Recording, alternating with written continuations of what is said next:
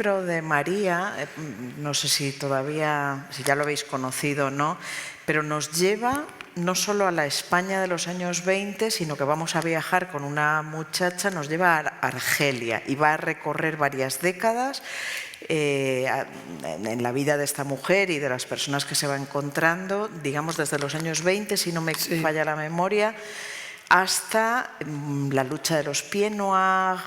No diré más para no hacer spoiler, pero recorre décadas, nos lleva a África, a Argelia, la realidad colonial, que es algo que nos ha unido porque mis Lighthouse también van a ir a África, en este caso a Tanzania.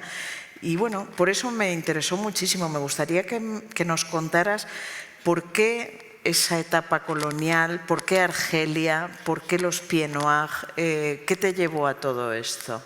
Pues mira, es un tema que a mí me interesa desde hace mucho tiempo porque yo era consciente de ese vínculo entre España y Argelia en tiempos. Bueno, hubo primero una presencia española a lo largo de los siglos XVI, XVII, XVIII, de varios siglos y Argelia, sobre todo Orán en concreto, fue una posesión de la corona española, pero después, bueno, ya vino el tiempo de la Argelia francesa.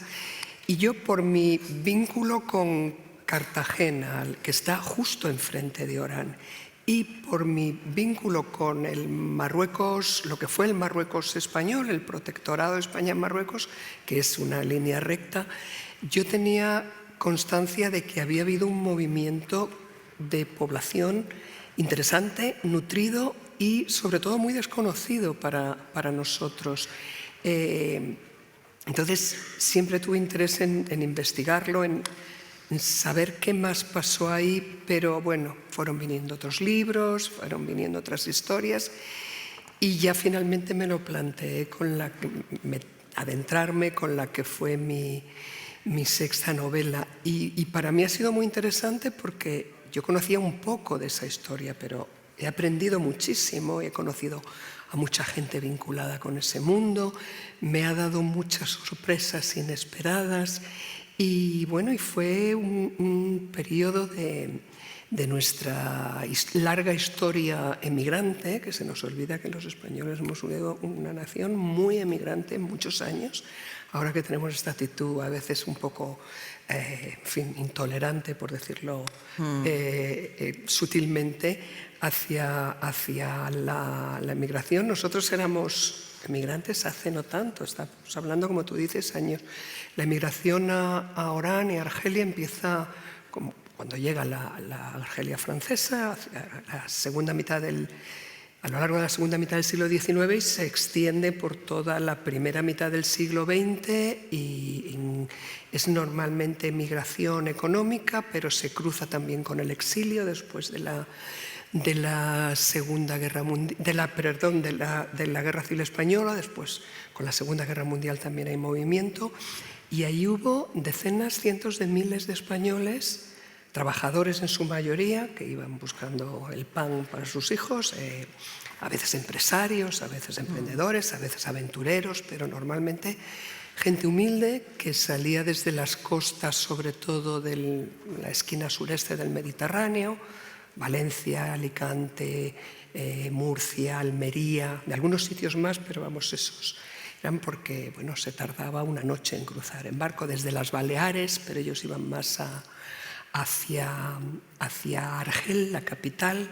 Los que yo hablo y donde yo centro mi novela es en Orán, y qué sé yo, gente como Camus, Albert Camus es descendiente de esa emigración. Su abuela era menorquina, que fue quien lo crió y vivía en ese mundo de emigrantes proletarios, desprotegidos, que salen adelante gracias a la educación francesa y que cumple el proceso de la mayoría, que es que se van naturalizando franceses, adquieren la ciudadanía francesa y cuando llega la independencia se van a Francia en vez de volver a España, ¿no? Hacen un camino que no es de vuelta a Europa, pero no de vuelta a su origen. Entonces me parecía que era una historia muy interesante por contar, porque se ha escrito muy poco en la narrativa contemporánea y bueno, a eso yo me lancé.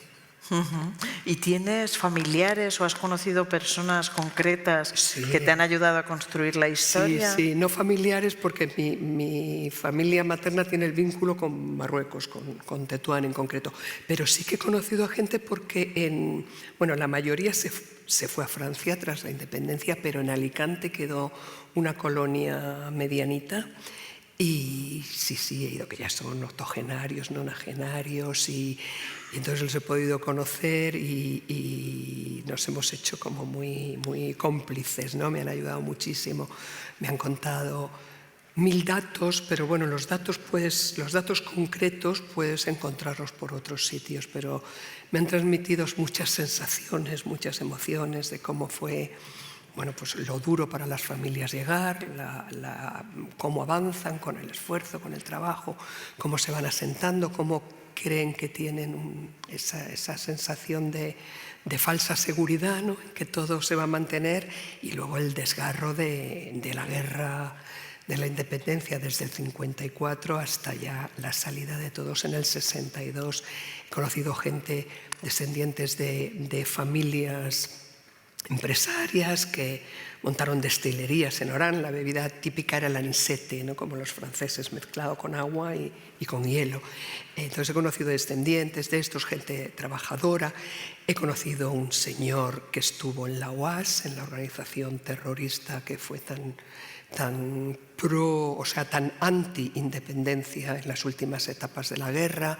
He conocido a gente del exilio, Eliana Ortega, que es una gran investigadora, que es hija y nieta de exiliados, que es muy interesante porque hubo campos de concentración, prácticamente, donde hubo muchísimos republicanos exiliados al final de la guerra. Maxau estuvo allí, escribió su diario de hierba, con el que yo hablo, con una cita suya abro el libro, ¿no? Es ¿Dónde estás, España?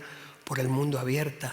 Y él escribía, el pobre hombre, pero esas fueron las miserias que pasaron muchísimos. Escribía en papelillos que pillaba por ahí suelto, cualquier cosa, iba escribiendo versitos y luego ya en el exilio de México lo recompone todo en un poemario. Entonces sí, he conocido mucha gente y luego he tenido la suerte de que se me ha acercado mucha gente a raíz de publicar el libro en la Feria del Libro aquí en Madrid, en el Retiro. Estuve firmando los 3 fines de semana, no hubo mañana o tarde que no llegara alguien que dijera yo soy Pied Noir.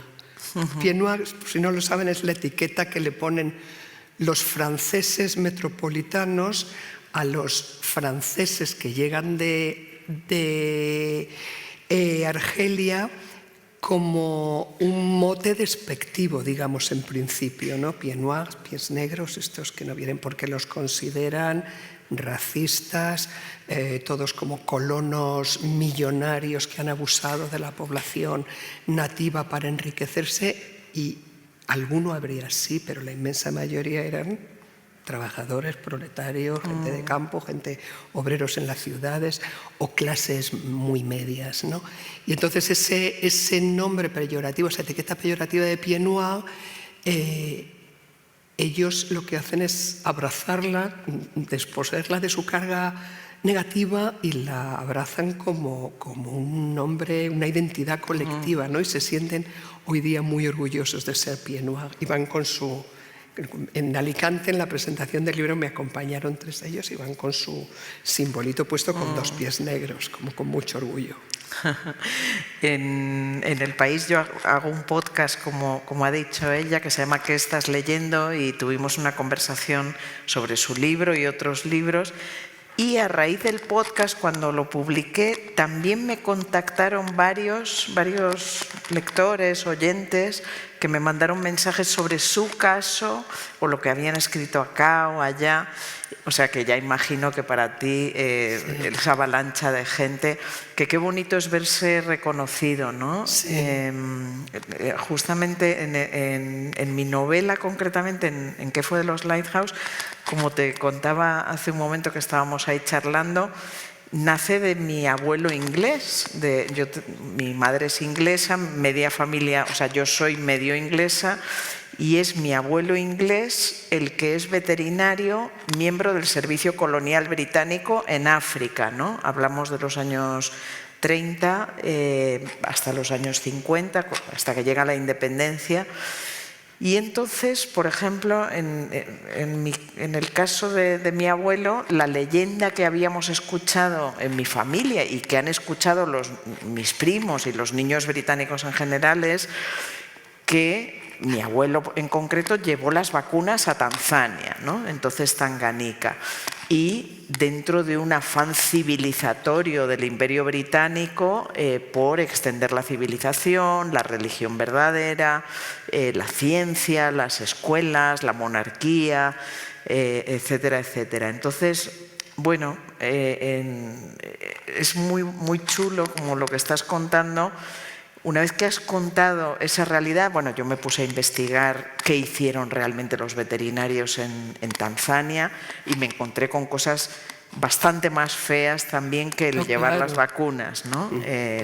Evidentemente los ingleses, como todas las fuerzas coloniales, cometieron grandísimos abusos que ya os podéis imaginar. Pero es muy bonito hoy, una vez escrito, como te está pasando a ti, ver gente que se reconoce en esa historia, ¿no? Y aunque de momento ocurre en España, ya han venido ingleses a comentarme, pues mi abuelo también estuvo en el servicio colonial y también nos pusimos a averiguar y también, bueno, es muy interesante ver gente que se identifica con tu historia, empatizar de esa manera, ¿no? Sí, porque al final hay una memoria colectiva que es familiar o que es del momento histórico que te toca vivir, ¿vale? Y hace que, bueno, que se reconozcan en esas referencias que tú les das, que puede que la historia sea distinta, puede que, como tú comentas, en vez de en Tanzania estuvieran en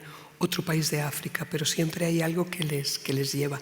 ¿Y tú llegaste a conocer a tu abuelo, Bernat? Sí, le quería muchísimo y de hecho es su entierro, que fue en el 2000, el punto de partida de mi novela que has leído. Yo la novela la sitúo en el 2016 para actualizarla, porque al final trata de una familia enfrentada por ese pasado, ¿no? Pero no es tu familia. Sí, ¿Es tu familia? O sea, está basada en los personajes de mi familia. Vale. Sí. Es interesantísima. No sé si hay el ruido de mi pendiente, sí. Me lo voy a quitar. Perdonad. Sí, se oye ya bien, ¿verdad? Sí. Perdonad. Sí, está basada en mi familia, porque en el entierro de mi abuelo, ahí nos dimos cuenta de dos cosas. Una, que dos tíos míos, a sus hijos, cada uno pronunció un discurso diferente sobre mi abuelo. Para uno era un adalid de la apertura al mundo, del cosmopolitismo, de la investigación, y para el otro era un adalid del conservadurismo, del clasismo, etc. Y entonces dices, aquí hay una persona con dos versiones distintas, y eso es algo que nos pasa a todos en cada familia, ¿no? Que cada hermano tiene recuerdos diferentes de sus padres. Y también otra cosa que ocurrió es que mis primos ingleses no lloraban, y los españoles llorábamos a moco tendido. Eso es muy british. Sí, y entonces por eso en la novela se repite tanto lo de los Lighthouse no lloran. Pero volvamos a la tuya, María. Las dos tenemos esta pasión por la historia, ¿no? Yo, concretamente en mis novelas, cuando he abordado Goya y la historia de Goya, y ahora que he abordado Tanzania y el colonialismo, que me he encontrado una conexión con los lectores muy fuerte, porque hay hambre de historia. Sí. Y tu novela a mí me ha encantado por lo mismo, porque me ha enseñado cosas históricas. ¿Sientes esa sintonía con el público por ese hambre de historia? A mí me lo dicen muchísimo los lectores, en esta novela y en todas las anteriores, ¿no? Me ha entretenido, me ha gustado el personaje, todo lo que queramos alrededor de lo literario, digamos. Pero es muy común que me digan también, oye, y yo no sabía nada de este mundo, no sabía nada aquí de Argelia, de Orán y de los españoles allí. Yo no sabía nada del protectorado de España en Marruecos, yo no sabía nada de los españoles en Nueva York, de las hijas en Capitán, de toda la colonia de la calle 14, o yo no sabía nada, qué sé yo, de los vinos de Jerez o de las misiones franciscanas, ¿no? Bueno, de los vinos de Jerez un poco más conocidos, pero de su pasado con Inglaterra, por ejemplo, menos. Y te lo agradecen mucho los lectores. Yo creo que eso es lo que tú dices, que a nosotras como lectoras que somos también, ¿vale? Podemos disfrutar libros muy intimistas y libros en los que no nos lleven muy lejos y no pasa nada, pueden ser maravillosos. Pero cuando los libros nos aportan esa dosis añadida de que nos abren los ojos a un universo desconocido en el tiempo, en el espacio, donde sea, y aprendemos algo nuevo, se agradece mucho, ¿verdad? Y lo comentábamos antes, y yo creo que estamos todos con ganas de aprender. Tenemos muchos elementos distractores alrededor, ¿no? Ahora viajamos mucho y vemos muchas series y vemos muchas cosas, pero que nos cuenten algo del pasado que desconocíamos se agradece siempre. Sí, hay una cosa que me enseñó Julio Llamazares, precisamente aquí en el Círculo, en otro tipo de encuentro, el gran Julio Llamazares, que hablando de esto, dijo, a ver, ¿quién se acuerda quién reinaba en España en los tiempos de Cervantes y el Quijote? Y no nos acordamos. Bueno, si algún historiador estáis por aquí o alguien muy listo, igual os acordáis, pero en general no nos acordamos. Pero sí sabemos cómo era España en ese momento. Los caminos, los árboles, los rebaños, los pastores, los caminantes las posadas, el mundo del Quijote. Gracias a ese libro conocemos España. Y a mí me pasa con los libros que también adoro, los libros que me llevan a otros mundos, sí, y que me permiten conocer. Es decir, tú si quieres saber de Japón, puedes ir o no ir, pero yo no he ido, pero siento que sé de Japón gracias a leer a Murakami, o siento que sé de Argentina gracias a leer a Claudia Piñeiro, o a Samantha Schweblin, o a Sacomano, o a tantos enormes, ¿no? O siento que sé de México, aparte de que haya estado, por leer a Emiliano Monge o tantos buenísimos, ¿no? Entonces, también abrazo esa literatura que me lleva a aprender de historia de otros países, y desde luego la tuya nos lleva a esa Argelia y a ese tiempo, ¿no? Sí, además es que nosotras eso, somos escritoras, pero somos antes que nada lectoras, y cuando nos ha apasionado eso en las lecturas que llevamos acumuladas a lo largo de la vida, pues de alguna forma también intentamos incorporar ese pequeño aporte, ¿no? Estás mencionando todos estos países. Yo recuerdo cuando fui a Lima, que no lo conocía, me interesaba Lima, quería conocerlo todo, pero a mí me interesaba lo que nos había contado María Vargas Llosa, claro, lo que nos había contado Alfredo Bryce Echenique, que igual no es la gran historia, que muchas veces es las cosas pequeñas, los barrios, los colegios a los que fueron, qué sé yo, todos esos detalles que van llenando las novelas y te van haciendo como una construcción de un universo, más allá eso, como tú dices, de los reyes, gobernadores, virreyes, qué sé yo, la vida que pasaba allí, cómo era, qué sociedad, qué tipo de sociedad, qué tipo de cultura, qué se comía, qué tal. Y muchas veces vas buscando, no sé, estuve en el Hay Festival con Leonardo Padura, ¿no? Y yo por las novelas de Padura ya no, claro, se reía, pero yo decía, ¿dónde os conocisteis vosotros con su mujer? En La Víbora, y ya todos sabemos en qué instituto estudió Padura, y ya queremos saber si Lucía también fue al mismo o no. Entonces, esa composición de universo es que nos interesa muchísimo también. Sí, yo no he estado en Cuba, siento que la conozco gracias a los libros, claro, de Padura, ¿no? Y las dos atravesamos décadas en nuestras novelas y generaciones. En tu caso, ¿cómo has hecho para saber cómo se vivía en los 20, en los 30, en los 40, en los 50, para aproximarte y documentarte a a esas edades, en tu caso sobre todo la protagonista, pero también de todos los personajes que la acompañan? ¿Cómo trabajas el acercarte a cómo se vivía en esas décadas? Bueno, para mí esa es la parte más apasionante de cualquier novela. Esa etapa previa, antes de escribir capítulo 1 y dar con la frase de arranque, todos esos meses de documentación, de investigación, de buscar, yo toco todas las teclas posibles, me convierto un poco en vampiro, leo mucho, busco información, digamos, especializada, trabajos académicos, trabajos casi enciclopédicos, pero lo combino con lectura de novelas, con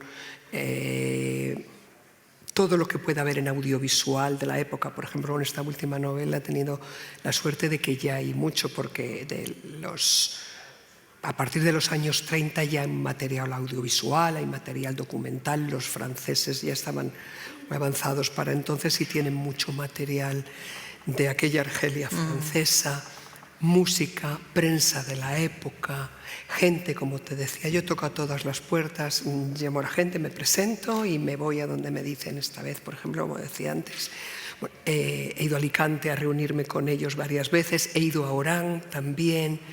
En todas las novelas intento ir a los sitios, y en Orán lo que comentábamos, ¿no? Nos recibió el Instituto Cervantes y nos puso un guía magnífico, y era yo la que le decía al guía dónde quería que me llevara, ¿no? Y el otro decía, ¿pero para qué quieres ir ahí? Si no hay nada. Digo, yo quiero, llévame. Y entonces utilizo todo tipo de información, música. Hay muchas, he tenido la suerte con Orán y con Argelia, que hay mucho testimonio autobiográfico que no se ha escrito con afán literario, pero sí pequeñas memorias que se publicaron en su día o que las han publicado los hijos o los nietos de los que estuvieron allí, de cosas que han encontrado después, cartas que les dejaron, hijos que escriben sobre sus padres, nietos sobre abuelos. Entonces hay mucha memoria real, viva, ¿no? Y bueno, y con un poquito de aquí, un poquito de allí, con un mapa, yo tengo casi no de fondo de pantalla, pero casi tengo, que no lo he borrado todavía, no lo he eliminado todavía, un mapa de Orán de esa época, un plano. ¿En tu pared o en la pantalla? En la pantalla del ordenador, del grande en el que trabajo para escribir. Tengo allí Orán, lo veo todos los días según lo abro, porque me nutre y me enriquece rodearme de esa atmósfera. Y no digo que sea lo mejor, seguramente puedes escribir una novela estupenda sin poner el pie tanto, ¿no? Utilizando, no sé, una distancia un poco más grande, pero a mí me interesa meterme dentro y para mí además esa es la mejor parte. Luego ya viene bajar a la mina y picar carbón, que es cuando empiezas capítulo 1 y que empezar a escribir, que se hace también de forma gustosa y ves cómo la novela crece y es muy grato, también es muy gratificante. Pero la primera etapa donde tú vas descubriendo cosas y te va abriendo caminos impensado y quieres por aquí, donde quiero que vivan los personajes, en este barrio, por donde se van a mover, desde aquí se veía el mar, no se veía el mar, 1000 pequeños detalles que luego los lectores ven o no ven, pero yo supongo que sí, que va generando como unas ciertas texturas dentro de la novela que luego sirven como para dar más verosimilitud al contexto.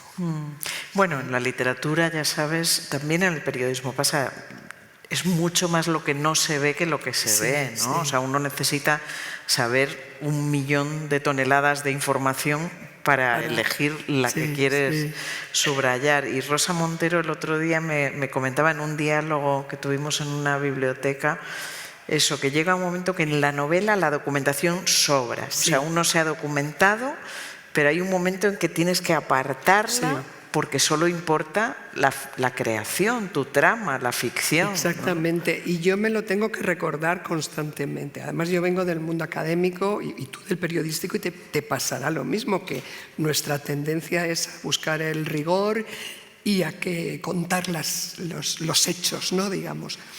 y nos tenemos que ir mutilando información constantemente, porque es que esto a los lectores, ¿qué más le da si la confluencia de la calle con esta, en esa esquina estaba el Banco de Argelia, yo qué sé, ¿qué más les da a ellos? Les interesa por dónde van los personajes, qué va pasando, qué van haciendo, pero hay que hacer un ejercicio de tijera y de contención, porque te dan ganas de contarlo todo. Sí, porque al final no hacemos ensayos, ¿no? Claro, en estas novelas.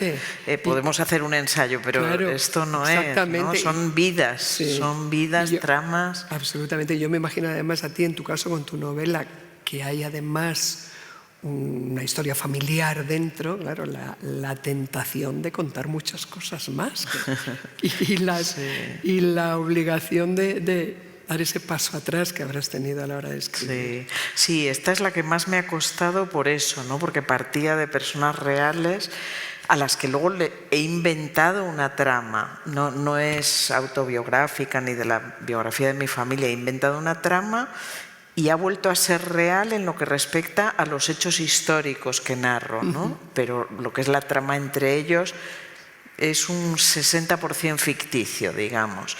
Y lo he pasado mal, porque efectivamente es muy complicado usar la realidad tan próxima para hacer una ficción. Pero una vez superada la complicación y entregado, y ya es de mi editora, ya es de los lectores, de vosotros, lo estoy disfrutando mucho. Sí, porque ya no es mía, ya es vuestra.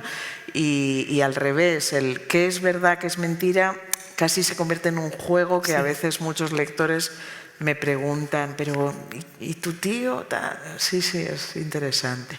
Y volviendo al modus operandi del ordenador, de tu mapa de Orán, yo, por ejemplo, en mi despacho tengo cartulinas pegadas en los armarios y en la pared y pizarras de estas de anotar con rotulador con la línea del tiempo.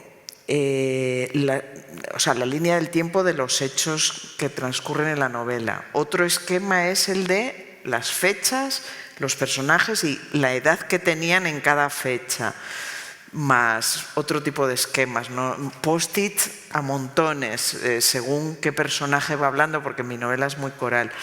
¿Tú tienes tu espacio también lleno de esquemas o dónde están tus esquemas? ¿Cómo trabajas? Yo hago muchísimos esquemas, muchos árboles, muchos círculos, pero lo hago en cuadernos. Unos moleskines de los grandes, tamaño folio, y voy llenando y de historias y me hago mil... ¿Y no necesitas verlo en la pared? No, me sirve, todo eso lo hago a mano, rotulador, y tengo mis cuadernos organizados, y lo hago así con todas las novelas y también, o sea, divido por personajes, por escenarios, por temas, por una línea cronológica un poco me hago muchos como mapitas que enlaza con qué forma. Luego me hago muchos cuadros también, como muchas parrillas, ¿no? Cómo está distribuido para que la información esté compensada y no se desequilibre, no vaya muy cargada de historia en algún momento y menos en otro, ¿no?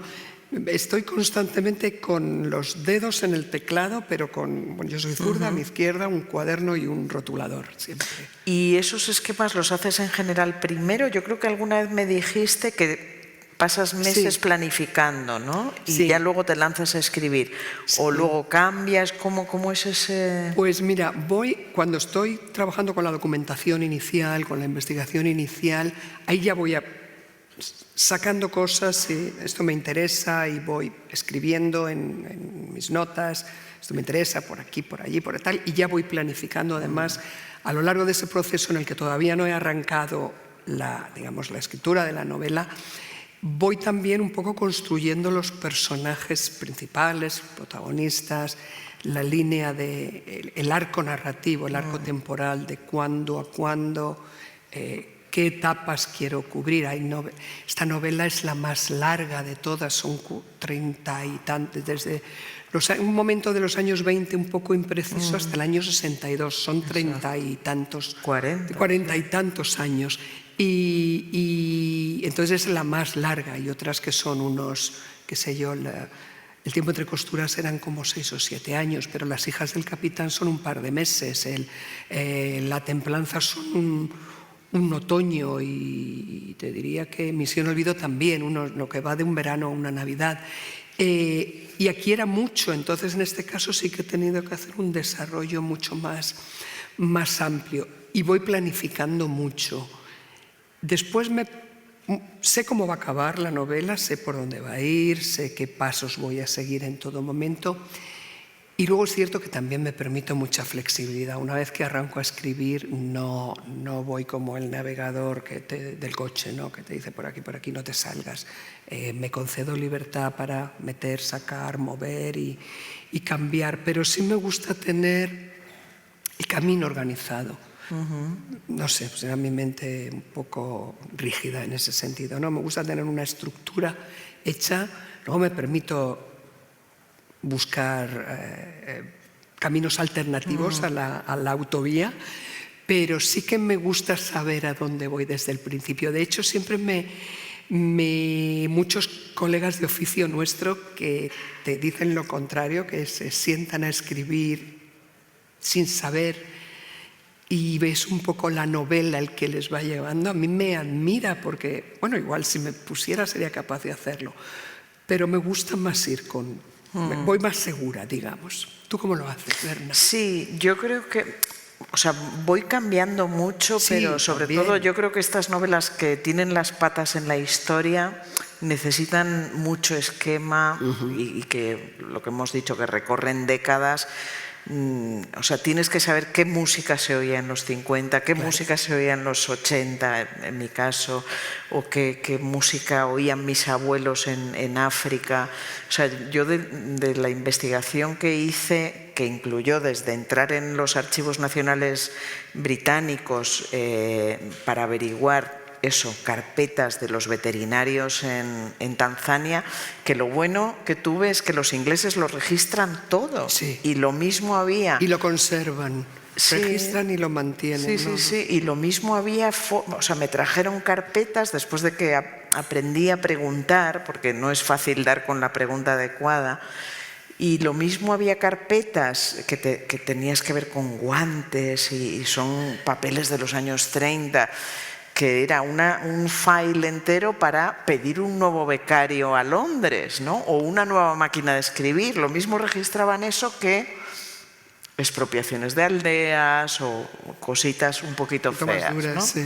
Exacto. Entonces, bueno, por un lado estuvo la investigación, digamos, de papeles de los hechos históricos, pero por otro estuvo la investigación familiar, sobre todo con mi tío que aún vive, enseñándome fotos de la infancia y de la música que podían escuchar mis abuelos, bueno, muchas cosas muy vitales, ¿no? Entonces, sí, en una novela de este tipo he necesitado trabajar con muchos esquemas, siempre tengo muchos esquemas, y digamos que también sé a dónde quiero llegar,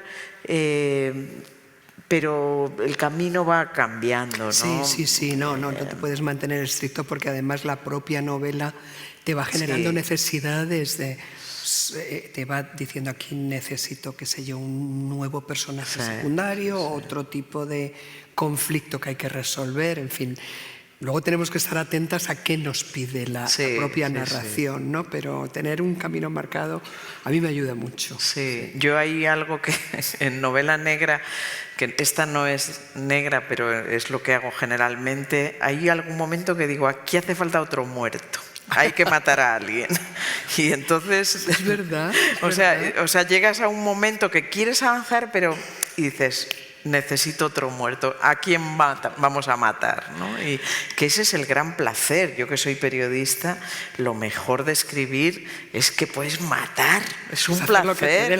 Enamorarte, desenamorarte, vengarte, ¿no? ¿No es maravilloso tener esa vida paralela? Absolutamente. Además llega un momento en que los personajes, al principio, supongo que te pasa a ti, que vas más con pies de plomo porque hay que construirlos bien desde el principio. Entonces los dosificas la información, vas dando un poco, pero cuando ya los tienes construidos, ahí ya vuelan, ya Claro. hacen, deshacen lo que les da la Sí, gana, ya sí, sí. es como una cometa que se te va y hay que darles aire para que fluyan. Sí. Creo que debemos ir acabando, pero yo quería... Ya. Sí, Estamos aquí se de pasa charla. volando, pero bueno, un par de reflexiones Sí. más podemos hacer. Una, que es algo que nos ha unido en este año, que hemos hablado varias veces, que yo creo que nos hemos conocido a raíz de un debate que se suscitó sobre, yo que estoy en El País y que he estado a cargo de Babelia, hoy no, pero escribo en Babelia, abordo libros en El País. Tú, autora de bestseller, aunque no te guste la etiqueta... No, la asumo con gratitud. Tienes esa desgracia. Bueno, No, entonces, para lo bueno y lo malo. exacto, Es lo que no, hay. entonces, hemos debatido mucho sobre por qué los suplementos culturales, o los suplementos culturales como Babelia, no abordan en general, salvo alguna excepción, la literatura popular o de bestseller.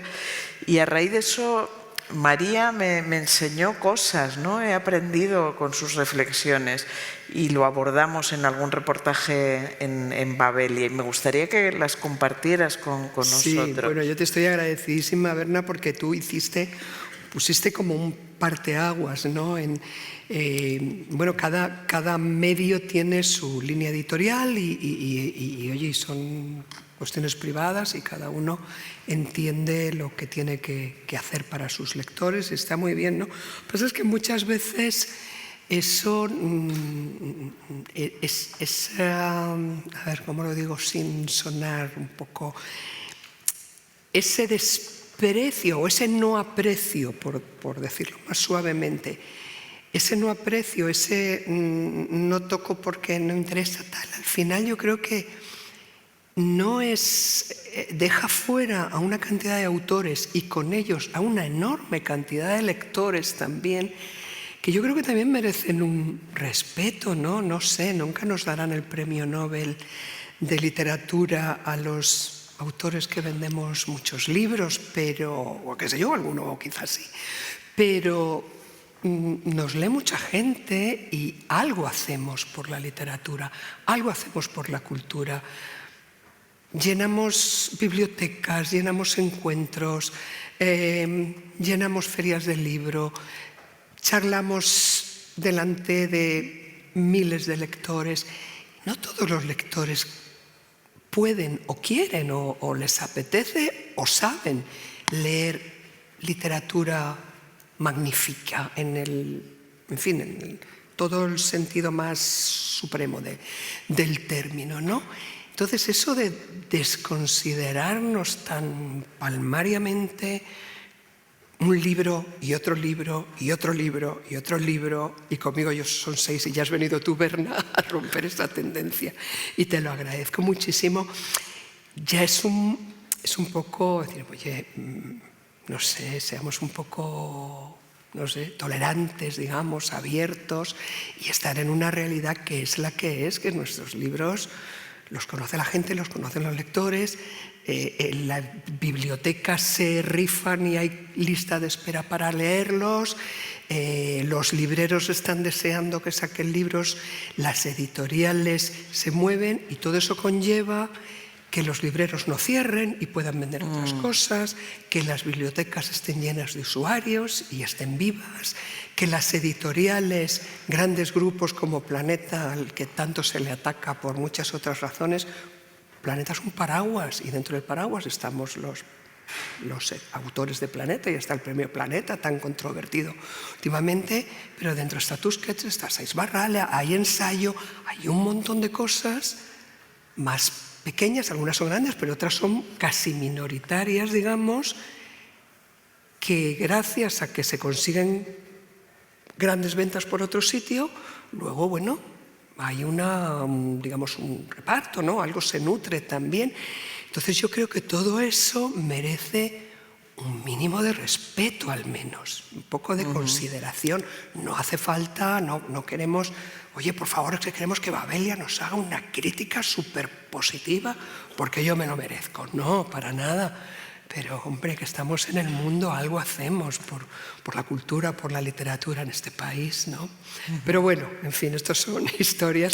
Está el avispero muy movido últimamente, no sé si ustedes están siguiendo todo este debate con el último Premio Planeta y tal, y además ahora como tenemos las redes que le dan un eco a todo, bueno, pues está el patio entretenido. Es un debate interesante. Bueno, pues yo te agradezco y disfruto de esta conversación, como siempre que charlamos. Gracias, Berna, os animo a comprar su libro, que ahora las dos podemos firmar lo ahí mismo, afuera. El de verdad magnífico, porque no tienen nada que ver, pero sí tienen algo en conjunto, ¿no? Pasados, presentes y qué pasó en otras etapas y con qué ojos desde el principio vemos. Bueno, pues gracias a todos vosotros. Gracias a todos y gracias, Berna. Y a leer mucho.